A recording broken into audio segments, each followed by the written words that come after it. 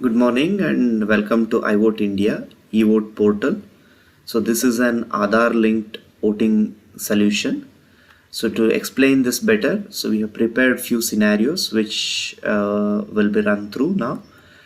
The scenario one is an online user with computer knowledge and necessary infrastructure. So they will go and register themselves in the portal, providing few of this information, and then they will get a unique reference number. Using this unique reference number, they can go into an Aadhaar enrollment center, get them verified, and they will be able to approve the e-request ID. So if there is no Aadhaar, then they will create an Aadhaar for that particular person and then capture the same and approve their request ID. If they happen to provide a fraudulent information, they got an option to reject the request. Result of it is a approved EID, which is a QR coded physical EID. Scenario 2 is someone who has no computer knowledge or living in a remote area. So they can take the physical documents and walk into Aadhaar enrollment center, where the personnel over there can capture the details and validate them and approve the request ID. Or if they don't have an Aadhaar, create one, not provided valid information, reject them, or know enough information, ask them to furnish enough necessary information. Result of which is exactly the same, an EID QR coded and encrypted. During e-ballot or e-polling, so what a person does is take their EID with an Aadhaar card and walk into the designated e-polling station, get themselves verified, and cast their vote on the e-ballot station. So they can scan their QR code presented with their personalized e-ballot and they can cast their vote. Few of the things are future model, which enables anyone to vote from their own devices, provided the time constraint. I would not be going through it. This will also have AI for fraud detection and monitoring the use patterns. Coming to the actual portal, which is deployed onto the Bluemix cloud environment.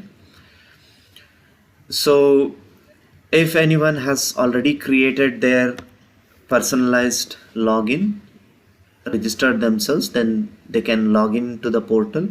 So if they happen to provide an invalid credential, they will fail their login attempt, and if they happen to provide proper details, they will successfully log in into the portal.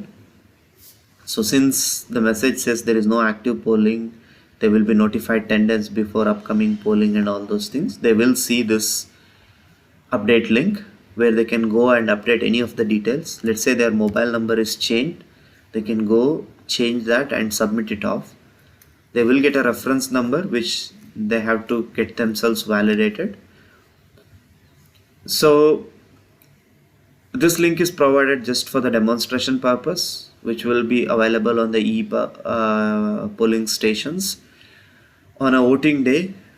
Based on their identity verification, they will be presented with a customized ballot screen depending on their constituency, and they got to choose their candidate and submit the vote. It's once off. Once they submit, they can do nothing but to log out of the application. They will never be presented this again. So if someone is a new user, they got an option to go and register themselves. At this point in time, we don't have a validation in place, but the actual MVP will have the validation and other things. So they will get a reference number which they have to go and validate themselves